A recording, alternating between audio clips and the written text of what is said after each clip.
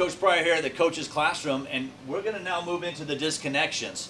And again, just to re-emphasize, this is where you're going to identify the queen bee with these disconnections, and that's going to start to set your foundation for moving forward from going from a disconnected stance position to getting connected. All right, so we're going to go from a disconnection to a connection, and we're going to do everything in between. So we must understand the disconnection so that we can properly get connected through the proper drill sequence so that we can have improved performance.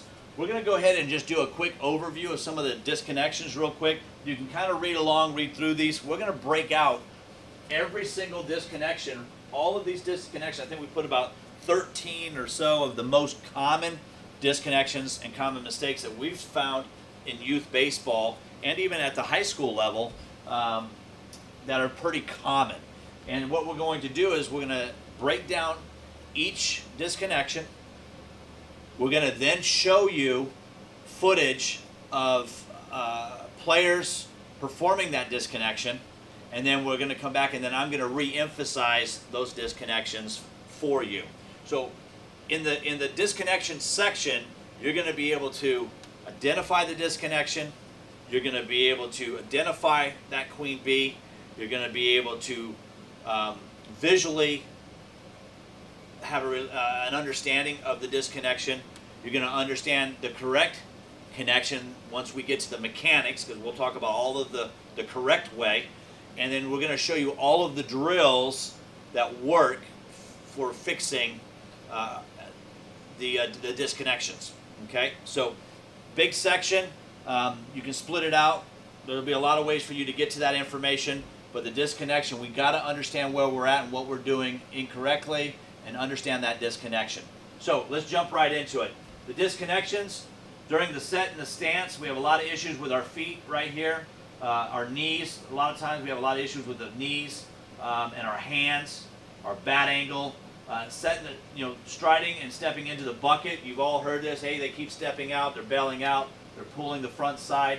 Hand movement and at separation, poor hand position at contact. So we're going to talk about at contact when we meet the ball. Where are we positioned? We're going to also talk about our hands and a lot of the movement that takes place back here, which is a disconnect, an overstride or no stride.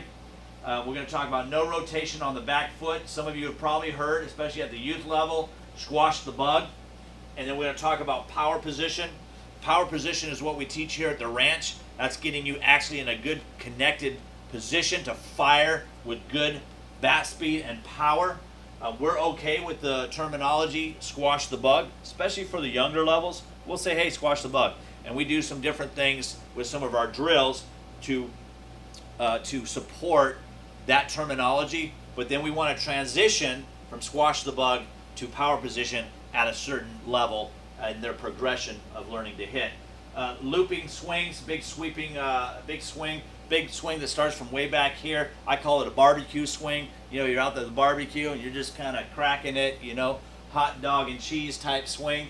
So a loopy swing, slow bat, we'll talk about that and how to speed it up.